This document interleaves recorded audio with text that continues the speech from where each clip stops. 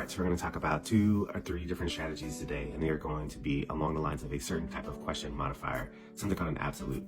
And so with this, one of the things that you're looking for specifically are keywords that are going to change what the question is actually asking. And sometimes they can also be embedded in the answers, which change the way that the answer is going to be worded as well.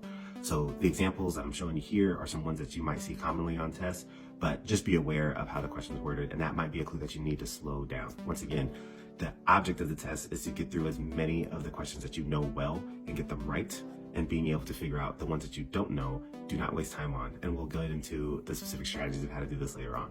But for now, these are things that I want you just to commit to memory and just know that they exist, because they're going to trick you up. So here's an example. All of the following standardized tests allow for the use of a calculator except is it A, the SAT, B, the GRE, C, the ACT, or D, the MCAT. So being able to look at these different options and being able to know, man, there's some tests I may have never taken, maybe some of them I've heard about, some of them I heard were super hard. You can kind of give yourself some clues here.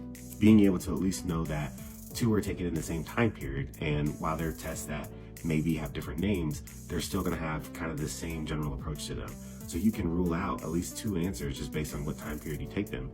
And thinking about all, you're looking for one answer that stands out amongst the rest. So A and C, you can take out. Now you got a 50% chance of getting the question right.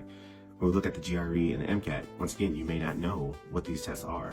Knowing that this test is going to be how we get into medical school may give you some clues, maybe that you've heard of it, maybe that it just has 4 letters. Give yourself at least a fighting chance here in thinking about that with this particular set of exams is going to be something that doesn't allow you to have a calculator. So even if it's a guess, it's better if you can take out the 2, give yourself a 50% chance, and then figure out kind of what other clues you can use, maybe from something that you know from the past or what is actually presented in the STEM, which isn't much. But no calculators allowed in the MCAT. In this case, D is the correct answer.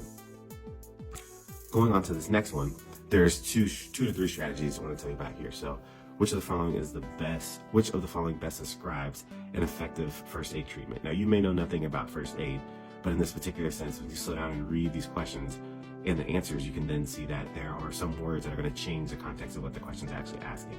So in terms of effectiveness, you always start CPR before checking for a pulse. This is going to be wildly incorrect. In fact, it's the other way around. And so for this, always is going to be the key word in here that kind of gets you thinking like, this is a little aggressive. And for these tests, especially standardized tests, one of the things to keep in mind is they're always going to err towards more conservative approach. And being able to have that mentality as you look at the questions, you can kind of range, okay, this is super aggressive versus this is more conservative, more of a, not on an extreme answer. These are going to be things that can maybe give you some clues to rule things out and maybe actually find the correct answer just by this method. So you only blind finger sweep when you suspect a choking infant to quickly dislodge the forearm body. The key word here is only, even if you don't know anything about resuscitating babies, you might want to blind finger anything because you might shove it further in and cause it worse of a problem. So being able to visualize something is how we're going to take it out. But in this case, your clue is only. C, do your best to support the neck and spine of transporting a patient from a scene on an accident to a safer location. If of course you have to do this, then the best option is to give yourself some support by protecting the neck and spine. But in this case, it gives you that leeway, and there is no extreme words that take you in one way or another, so we'll say that one. And then D, every chest compression, performed during CPR should never break any ribs if done correctly. Once again, kind of wild opposite here, being able to see that your chest compressions, if doing correctly, they probably are going to break some ribs.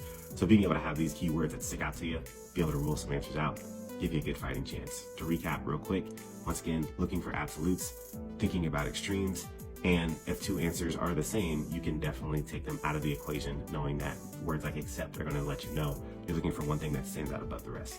Good luck, and I hope this helps.